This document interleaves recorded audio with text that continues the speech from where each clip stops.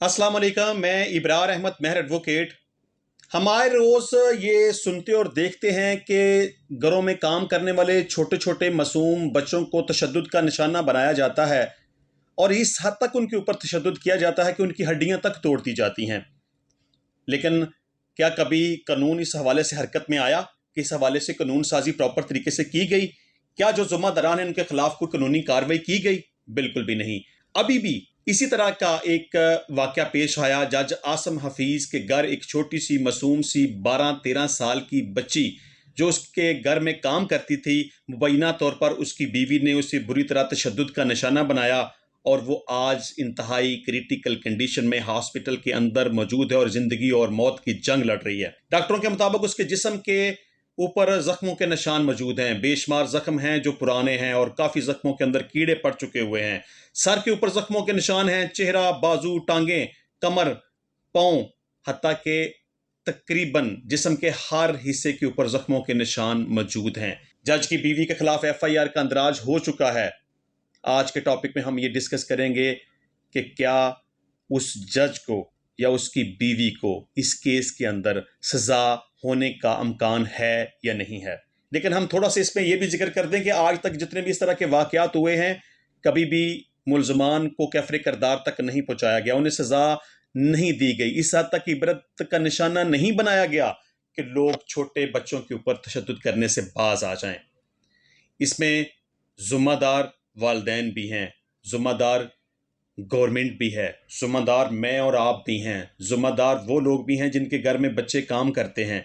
लेकिन वालिदैन की तो मजबूरी है कि वो गुर्बत के हाथों तंग आकर अपने बच्चों को मजदूरी करने के लिए दूसरों के घरों में बेच देते हैं, क्योंकि उनके पास पैसे नहीं होते, रोज़गार नहीं होता।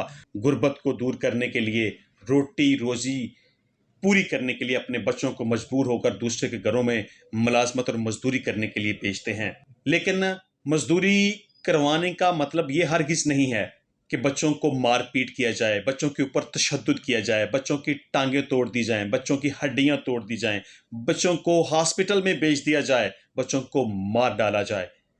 एक इंतहाई सीरियस नोयत का वाकया जिसमें जज आसम हफीज़ की बीवी के खिलाफ FIR का अंदराज हुआ, वो अपनी प्रीरेस्ट बेल के ऊपर है। उसमें 1 अगस्त डेट है फॉर फाइनल आर्गूमेंट्स। अब हमने सिर्फ आज के केस में ये डिस्कस करना है कि क्या ये केस मजबूत केस है या एक कमज़ोर केस है, या इस कानूनी हवाले से इसके ऊपर जो दफ़ात लगाई गई हैं वो दुरुस्त हैं या गलत हैं, और जो दफ़ात लगाई गई हैं क्या वो कानूनी तकाजे पूरे करती भी हैं कि नहीं करती। क्या इस तरह की सूरत हाल में जज की बीवी को सजा होने का इम्कान है कि नहीं है। जब सबसे पहले ये FIR हुई, उसके मुताबिक 2 किस्म के सेक्शंस लगाए गए, सेक्शन 506 पाकिस्तान पीनल कोड के हवाले से और 342। इसको डिस्कस करने से पहले थोड़ी सी एक बात, एक सेक्शन, एक आर्टिकल डिस्कस करना बड़ा ज़रूरी है, क्योंकि कॉन्स्टिट्यूशन ऑफ पाकिस्तान 1973 का आर्टिकल 11 सब क्लास 3 ये कहता है कि किसी भी बच्चे को जिसकी उम्र 14 साल से कम हो उसे लेबर पर नहीं रखा जा सकता। कोई भी शख्स उसे मजदूरी नहीं ले सकता, मजदूरी नहीं करवा सकता।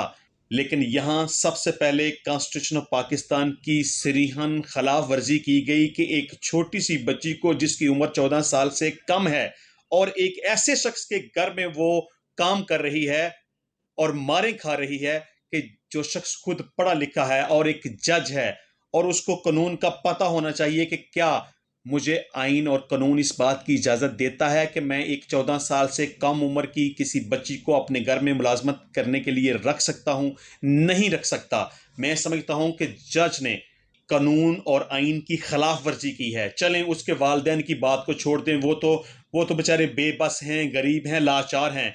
उन्होंने अपनी गुर्बत के हाथों तंग आके अपनी बच्ची को उस जज के घर में मुलाजमत करने के लिए भेज दिया। तो यहाँ ये सबसे पहला क्वेश्चन ये पैदा होता है कि क्या जज को इस बात का नहीं पता था कि वो बच्ची छोटी है, मासूम है, उसकी उम्र कम है और उसे मैं मुलाजमत के ऊपर नहीं रख सकता। मैं समझता हूँ कि जज ने जो सबसे पहला कानून के खिलाफ काम किया है, जज के खिलाफ सख्त किस्म की कार्रवाई होनी चाहिए। और मैं समझता हूँ कि वो इस ओहदे का, इस मनसब का अहल नहीं है कि वो बतौर जज अपनी ड्यूटी सर अंजाम दे सके। उसे उसकी मुलाजमत से भी बरतरफ होना चाहिए और उसके खिलाफ कानून की खिलाफ वर्जी करने की वजह से सख्त कार्रवाई होनी चाहिए। अब इसका दूसरा पोर्शन ये आएगा कि उस बच्ची के ऊपर तशद्दुद हुआ या नहीं हुआ, साजिश की गई या वाकई तशद्दुद किया गया, ये बात इन्वेस्टिगेशन में सामने आ जाएगी। लेकिन जो दफ़ात लगे हमने सिर्फ उनको डिस्कस करना है। मैं समझता हूँ कि हुकूमत आए दिन मुख्तलिफ किस्म के कवानीन बनाती रहती हैं, उनको चाहिए कि प्रॉपर तरीके से इसके ऊपर कानून साजी करें कि जो बच्चे दूसरों के घरों में लेबर करते हैं उनको तशद्दुद का निशाना ना बनाया जा सके। अगर कोई शख्स उसके ऊपर तशद्दुद करे तो उसकी सज़ा सख्त तरीन होनी चाहिए, ताकि अगर इस तरह का कोई वाक़या हो तो उन मुल्ज़मान को करार वाक़ई सज़ा मिले कानून के मुताबिक, ताकि आइंदा इस तरह के जराइम की रोकथाम हो सके।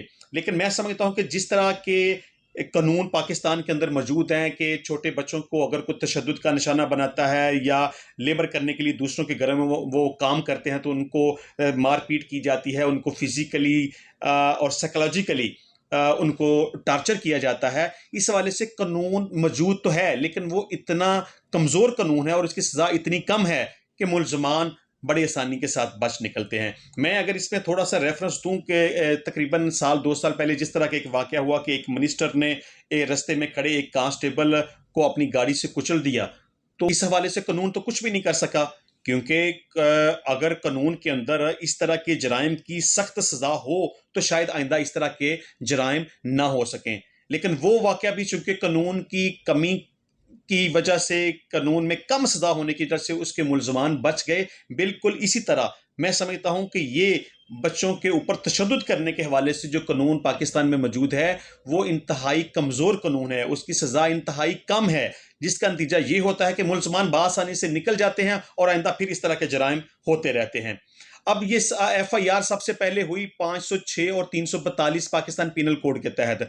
506 506 क्रिमिनल इंटिमिडेशन, इसकी मैक्सिमम सज़ा 2 साल या जुर्माना या दोनों हैं और ये जुर्म काबिल ज़मानत है, यानी इस तरह के जराइम में ज़मानत खारिज नहीं होती। दूसरा सेक्शन इस पे आया 342, ये भी काबिल ज़मानत है और उसकी सज़ा भी 1 साल तक कैद या इसके साथ जुर्माना। जुर्माना कितना? 3,000 तक। अब दोनों सेक्शन 506 की सज़ा को देखें या 342 की सज़ा को देखें, सज़ा इस हद तक थोड़ी है और वो भी काबिल ज़मानत है कि इसमें अगर कोई शख्स जुर्म करेगा, पकड़ा भी जाएगा या वो प्री अरेस्ट बेल करवा लेगा तो क्या होगा? अदालतें तो फिर इसमें पाबंद हैं कानून के मुताबिक, वो तो सज़ा नहीं दे पाएंगी और मुल्ज़म आसानी से निकल जाएगा। अब ये 2 ऑफेंसेस लगने के बाद तीसरा ऑफेंस बाद में ऐड किया गया 328A पाकिस्तान पीनल कोड, बच्चों के ऊपर तशद्दुद करने के हवाले से, और इसकी भी आप सज़ा देख लें। सबसे पहली बात तो यह है कि ये जुर्म भी काबिल ज़मानत, यानी कि FIR के अंदर लगने वाले तीनों जराइम काबिल ज़मानत हैं। और इस 328A की सज़ा मैक्सिमम क्या है जी? 1 साल, 1 साल से कम नहीं होगी और 3 साल तक हो सकती है, या इसमें जुर्माना है जो 25,000 रुपए से कम नहीं होगा और 50,000 रुपए तक इसको बढ़ाया जा सकता है, या ये दोनों सजाएं दी जा सकती हैं। अब ये तीनों ऑफेंसेस जो FIR के ऊपर लगे हैं उनकी सजाओं को आप देखें, उनके जुर्मानों को आप देखें, सजा बहुत कम, जुर्माना बहुत कम और जराइम काबिल ज़मानत है। इस तरह की सूरत हाल में जो इतना बड़ा वाक़या हुआ, बच्ची के ऊपर बदतरीन तशद्दुद किया गया, ज़िंदगी मौत की कशमकश में मौजूद है, उसका बचना तकरीबन नामुमकिन नज़र आता है। तो इसमें मुल्ज़मान को बज़ाहिर सज़ा होने का इम्कान तो नज़र नहीं आता। जिस तरह के ऑफेंसेस लगे हैं वो तो वैसे भी काबिल ज़मानत है, लेकिन अगर जो दीगर चोटें आई हैं या जो हड्डियां वगैरह टूटी गई हैं, अगर उन ऑफेंसेस को भी ऐड कर लिया जाए या खुदा न खास्ता बच्ची की जान चली जाए, उस हवाले से भी अगर ऑफेंस ऐड कर दिए जाएं तो फिर भी मुल्ज़मान के सज़ा याब होने के अमकानात तकरीबन ना होने के बराबर हैं। और अगर उनको सज़ा होती भी है तो वो इतनी थोड़ी होती है कि वो इबरत का निशान नहीं बनते। इतनी बड़ी सज़ा नहीं है कि उनको देख के दूसरे लोग इस किस्म के जराइम से बाज आ जाएंगे। तो मैं समझता हूं कि एक अच्छा सेक्शन है 328A पाकिस्तान पिनल कोड, लेकिन इसकी सज़ा बहुत कम है। इसमें ये डिस्कस होना चाहिए कि अगर बच्चों के ऊपर तशद्दुद किया जाए, उनकी हड्डियां टूट जाएं, तो उस हवाले से कानून के ऊपर सज़ा आनी चाहिए। अगर इसमें किसी की जान चली जाए तो उस हवाले से सज़ा का जिक्र इसके अंदर होना चाहिए। लेकिन यहाँ सिर्फ मुख्तसर सा कह दिया कि अगर कोई शख्स बच्चों को फिजिकली या साइकोलॉजिकली टार्चर करता है या इल ट्रीट करता है तो उनको इतनी ये सज़ा का सामना करना पड़ेगा। बहरहाल ये सेक्शन नामुकम्मल है, इसमें अमेंडमेंट की ज़रूरत है, कानून साजी की ज़रूरत है, सज़ा को सख्त किया जाना चाहिए, सज़ा को बढ़ाना चाहिए ताकि आइंदा इस तरह के इक़दामात ना हो सकें।